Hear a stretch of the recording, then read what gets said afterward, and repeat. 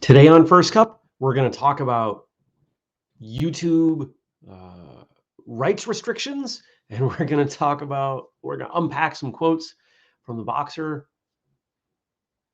What was his name? Gerry something. Stick around. I had this remembered, I swear. Connor? Coons. Gerry Coons. Good morning, everybody, and welcome. Today is Wednesday. It is August 4th, 2021. My name is Jeremy, and this is my first cup of coffee.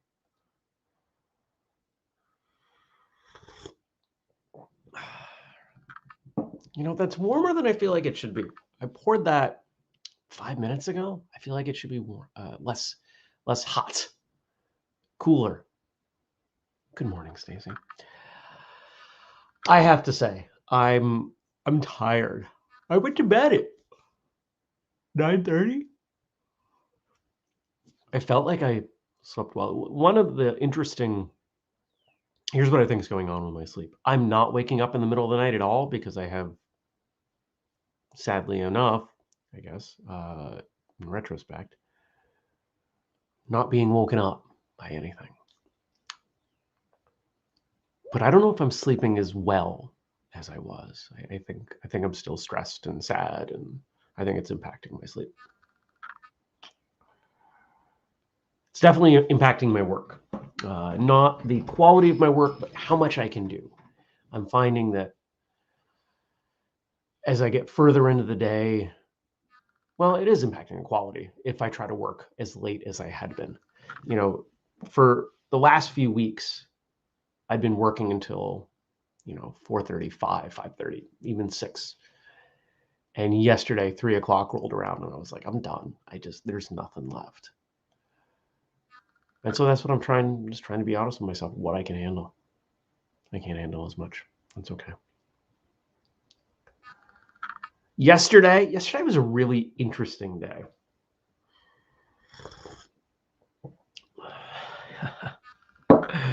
Frank says he watched Rush Hour 2 when he got home from work last night. Nice. Frank, had you seen it before? I don't remember if you said you'd seen it before. Such a good movie. Such a fun movie. You know, there are movies that are really good. There are movies that are really bad. There are movies that are fun despite one or the other. I think a lot of martial arts movies we acknowledge as bad, but they're fun. You know, the stuff that we've done with How to Fight. Those aren't great movies. They're not quality films, but they're fun. Roadhouse is not a good movie, but it's a fun movie. It's not a bad movie. Fun movies seem to exist on this kind of alternate spectrum. Good morning, Casper. I like when you guys come on and I know your handles. I know who you are. If you're coming in from YouTube, I see your username, unless you've decided to show who you actually are, like Stacy does. If you come in from Facebook, I see your name. Frank says, yes, he had, but it had been a while. So I've talked about this. I think I only talked about it once, maybe twice, but you probably can't see it because the quality of the camera's not good enough, but I have Invisalign. My teeth have been crooked my entire life and never ended up with braces. And back through the escapade of 2020, that was Jeremy getting a cavity under a crown that he lost from an errant kick when he was 18.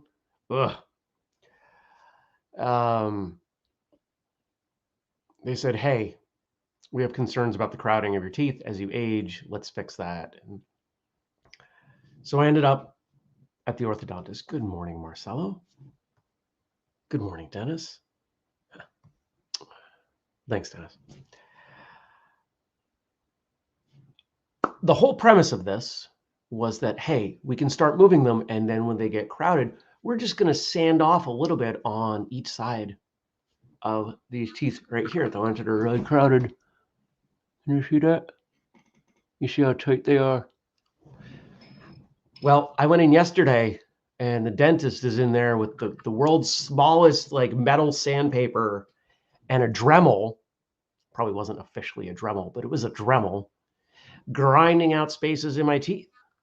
And they're not major spaces. Like if you saw me, you'd be like, oh, you have some gaps in your teeth. But apparently over the next, I don't know, year, that's going to create enough room to move these teeth where they should have been in the first place. It blows my mind. And here's where we're going to relate this to martial arts.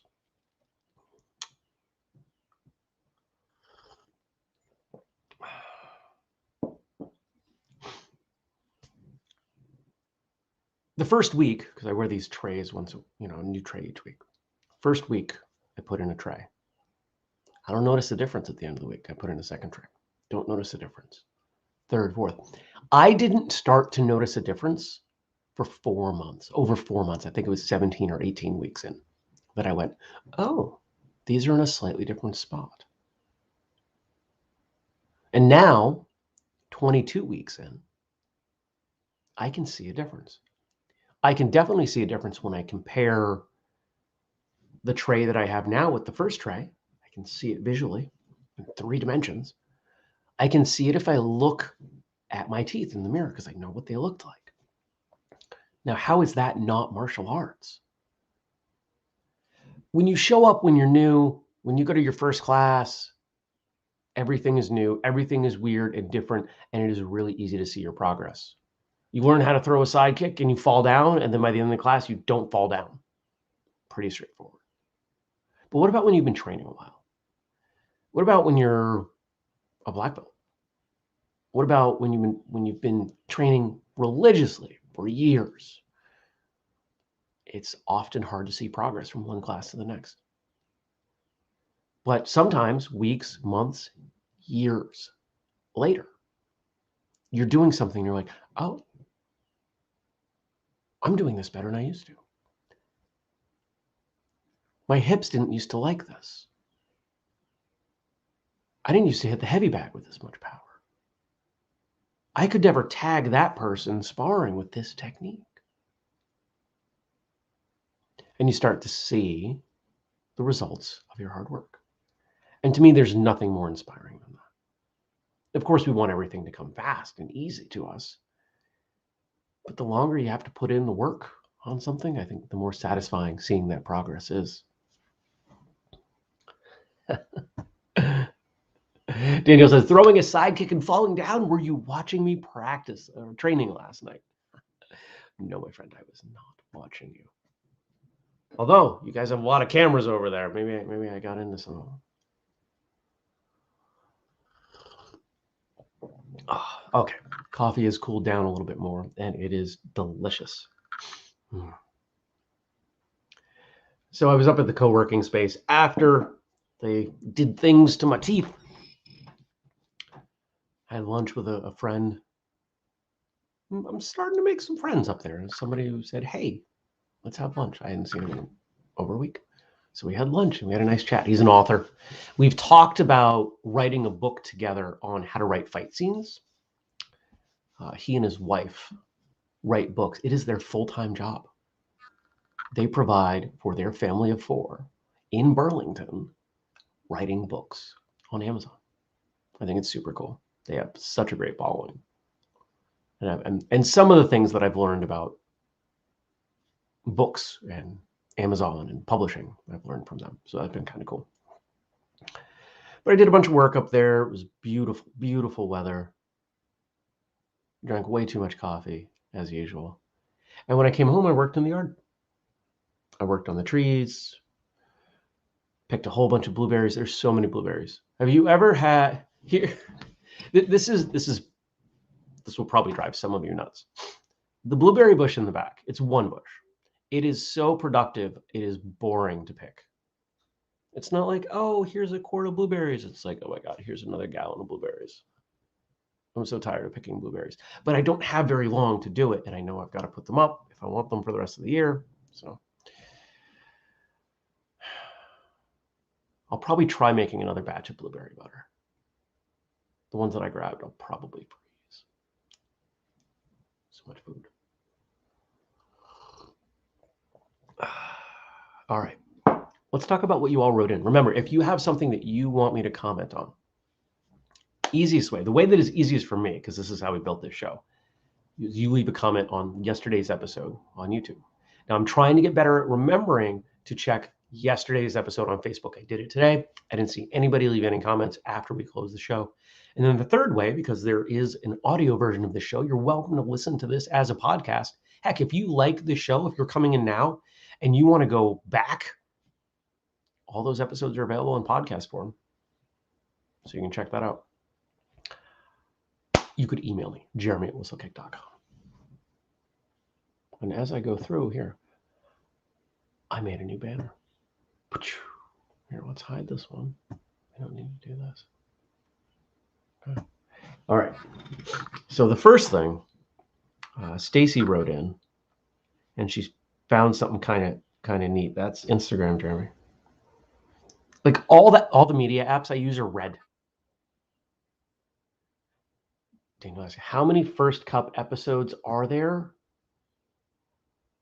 We're in the 300s. No, we've got to be past that. We're in the 700s. This is year 3. I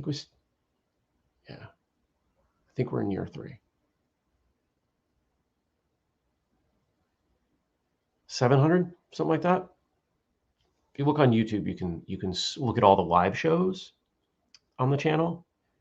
And I think last I looked, it was like 7, 8. It would keep you busy.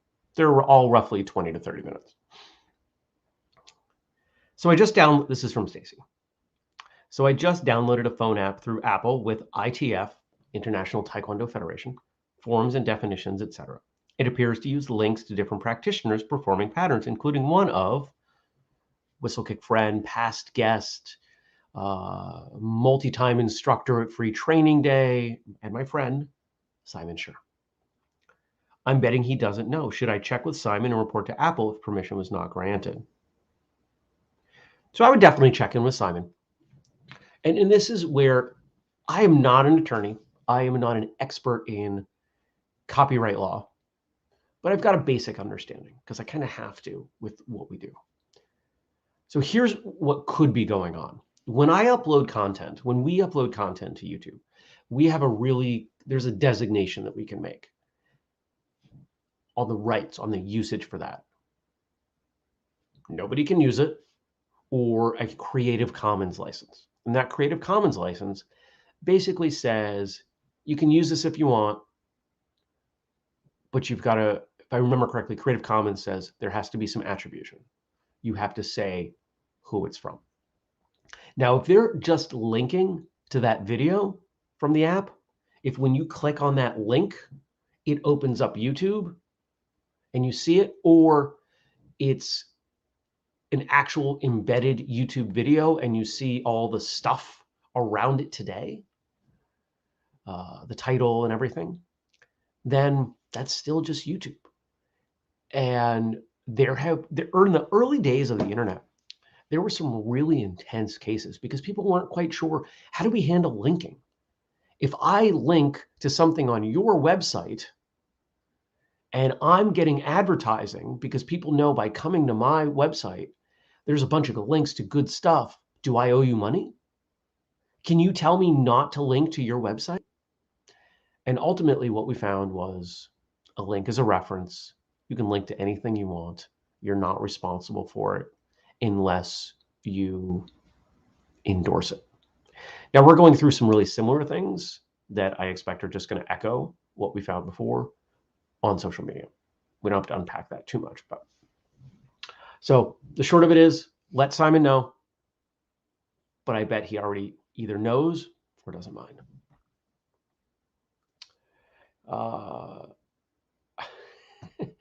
So Daniel's responding, 725 minutes a show on average, 291 hours over 12 continuous days of First Cup to catch up on.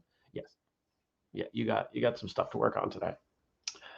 Marcel says, today's an epic day. Sport karate makes its introduction to the Olympics. Super cool. It is August 4th. I'm going to try to find the time to watch. I'm assuming if it's not already going, it's going soon. I don't know if I'll be able to watch. I got a bunch of stuff going on today. I might have to catch some replays. But it is a big day for the martial arts. According to Frank, 804 first cup episodes. Wow. Stacy says it is a YouTube kind of direct link. Daniel said, surely the answer to, do I owe you money is yes, yes, you do. Nobody owes money. Anybody who wants to support what we do, here, where's that? Boom. Patreon, or buy something at whistlekick.com. Use the code FirstCup15. That's all I ask. You don't have to if you want to. If what we do means something to you, yeah, help us out.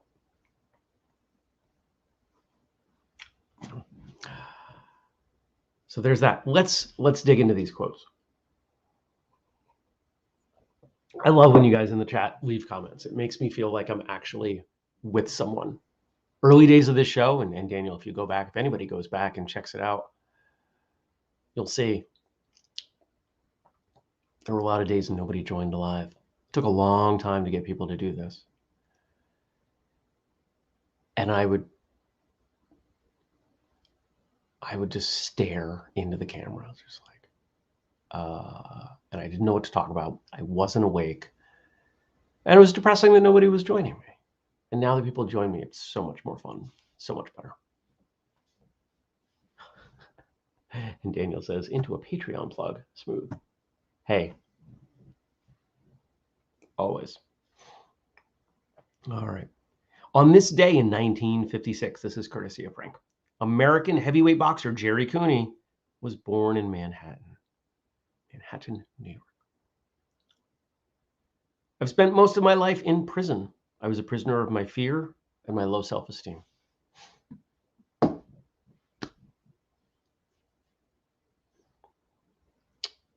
think most of us are controlled by our fears. I don't think we realize it. This is something I've been wrestling with the last few days. So I've shared on the show. I'll continue to share on the show.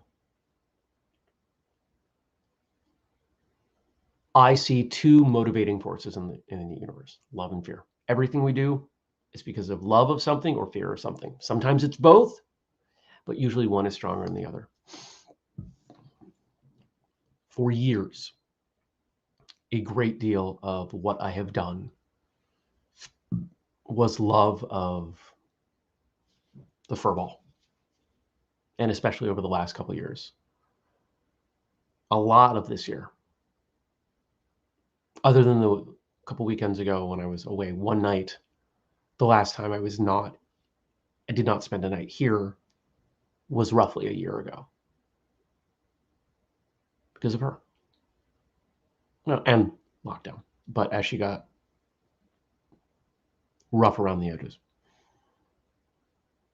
it was for her. And I spent so long building this really narrow life. Very fulfilling, very satisfying. I can't tell now. I think I'm afraid to wander away. You know, it's one thing to dream and say, oh, I should get a van and just move in the van and rent my house and drive away and just hang out. I could do that now. The single excuse I gave, well, maybe when the cat passes, it's gone. That excuse is over. But there's still fear. And I'm working through that. Working through the fear to find the love and make the decision based on that.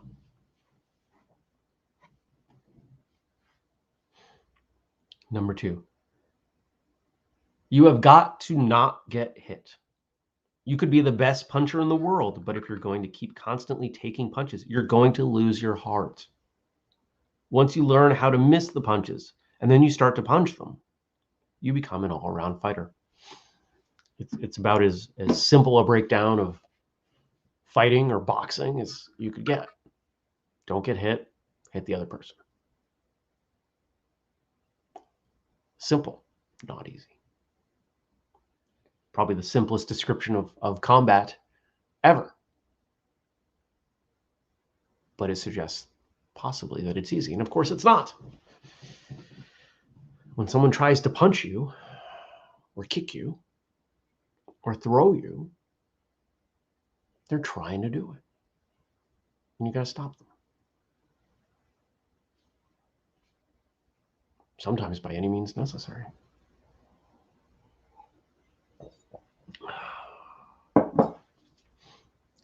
Coffee's really good. I don't like this French press as much as the old one. I don't like this top. The old top was metal mostly. This is plastic. I can't turn this one. See how the strainer's right there? I can't turn this, so because it's locked in. If I turn this to like if I'm walking with it to keep it from, I can't do that. And I don't like that.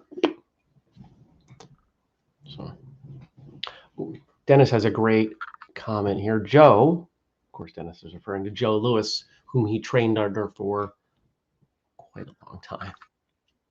There are a lot, as an aside, if you follow any of the big martial arts pages, and the place I see this happen the most right now is like Black Belt Magazine's page on Facebook.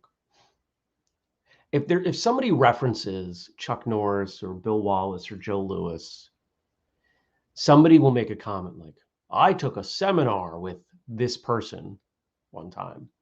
And then they act like they knew them really well. That's not Dennis. Just in case you didn't know. Joe would call it the art of hitting without getting hit. And he'd add, that's never easy. Yeah. Very true. And Chris says, everything is plastic nowadays. Yuck. You had an old French press properly made, but slightly more expensive. Now you have a new one made as cheap as possible. That is very true. The other French press, I believe belonged to my college girlfriend. So 25 years old. And it just fell over. And then went, it was sad. Super sad. That's okay. Everything breaks. Everything dies. Next.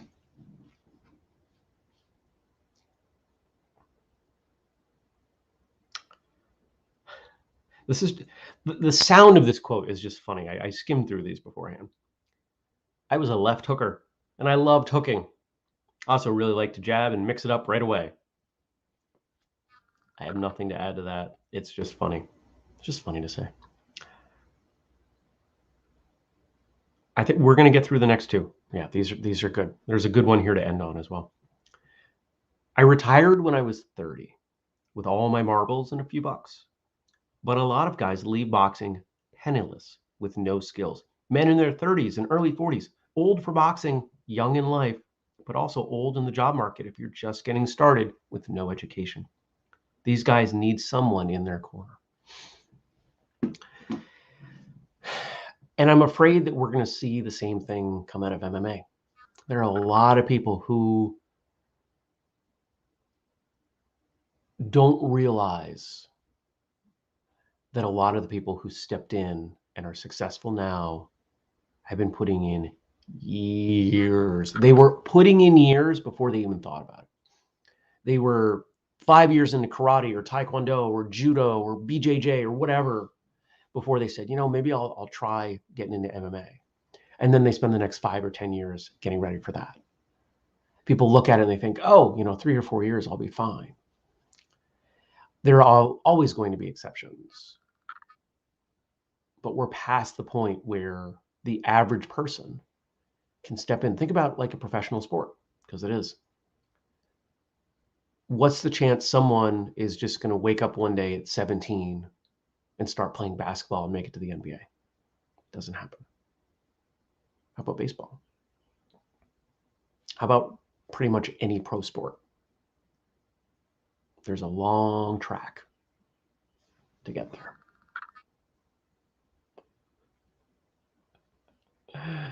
Responding to the last quote, yeah, saying you're a hooker is always going to be funny. I'll grow up eventually. Hey, just because you find humor in a bit of a double entendre does not make you a child. It just means you have a good sense of humor.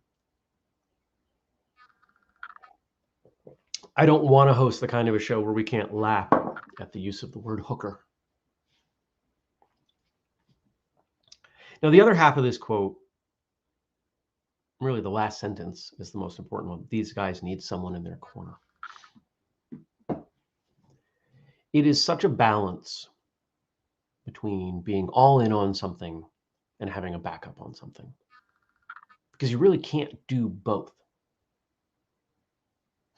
And there are times when psychologically we do better when we don't have another option, when it has to work. This has to work. The burn the boats mentality.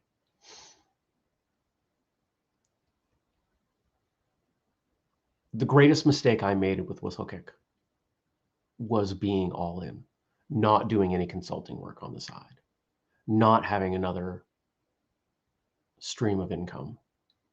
Had I done that over the last 6-7 years,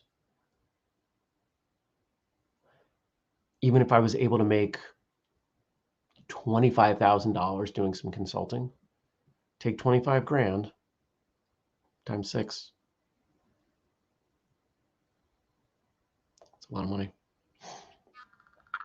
That money had to come from somewhere. It came out of the business. But I learned. I learned from those mistakes. We had 2 orders yesterday. We had 2 orders for sparring gear yesterday. Super cool. I can't remember the last time we had 2 in one day. Usually we had 0. It's okay. All right. And our last quote for the day. To end off the show, I want to thank everyone for joining me, us, whether you watched live or after the fact. Drop me some material for tomorrow. Boxing. This is for those of you that came in later. This is from Gerry Cooney. Boxing was a way to express my anger. All of a sudden, I was expressing anger, and I was good at it. It was like a Jekyll and a Hyde. Boxing helped me because I was fighting the anger out. I was knocking guys out. Now, the expression of that frustration, that energy, that emotion, not always positive to punch someone with it, right? In most traditional martial arts schools, if you're sparring, you're probably going to be strongly discouraged from taking it out on your sparring partners. But you've got the heavy bag. You've got shadow boxing. There are plenty of ways that you can use martial arts as catharsis. And it's one of the things I love about it. I don't care how sad, how angry I am. 30 seconds of hitting a heavy bag as hard and fast as I can.